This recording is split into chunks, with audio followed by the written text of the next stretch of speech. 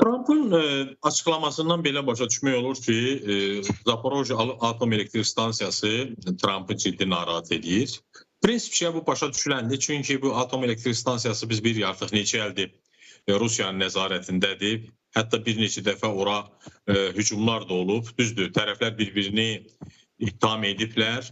Amma bütün hallarda Allah eləməmiş o obyektə bir şey olarsa, ciddi bir zərbə vurularsa, o bütün bölgə üçün böyük faciələr yarada bilər. Yəni bu baxımdan bu atom elektrik stansiyasının eyni zamanda ümumiyyətlə Ukraynanın ərazisində 4 dənə belə atom elektrik stansiyası var və yeri gəlmişkən bu Zaporojye Atom Elektrik Stansiyası Avropada ən böyükdür. Ən böyüklərdən biridir. Yəni bu Trump vurğunu buna salır ki, bunu müzakirə edəcəklər.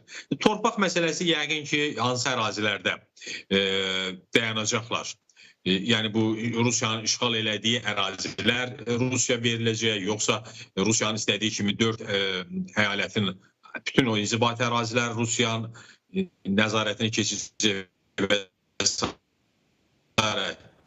Anlaşılan odur ki, Trump bunu da nəzərdə tutur.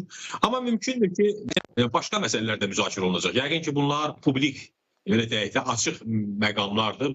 Adətən böyük siyasətdə belə bir şey var. Bir səni deyirlər, bir səni isə demirlər. Bəzən hətta əhəmiyyətsiz məsələlərdən danışırlar, amma əhəmiyyətli məsələlər qapalı müzakirələrdə olur. Bütün hallarda mən də belə düşünürəm ki, əsas məsələ atəşkəsdir. Söhbət burada bir aylıq atəşkəsdən gedir. Əgər indi bu bir ay alınarsa, ola bilsin onlar növbəti bir ay yenə onu danışsınlar, uzatsınlar. Rusiya hələ ki bu atəşkəs məsələsinə yox demir, amma elə şərtlər irəli sürür ki, bu yox deməyə bərabərdir.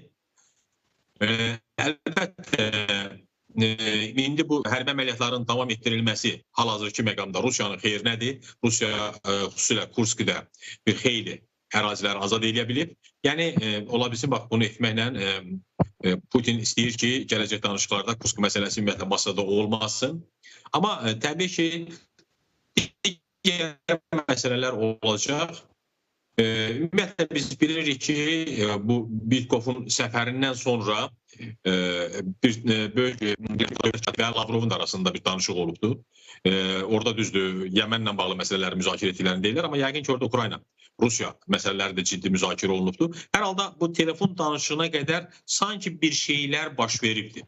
İndi köməkçinin Moskva səfəri, ondan sonra dövlət katibi ilə Lavrovun danışıqları yəqin ki, müəyyən məsələlərə qədər gəlib çıxa bilib, hansısa məsələlərdə uzlaşıblar.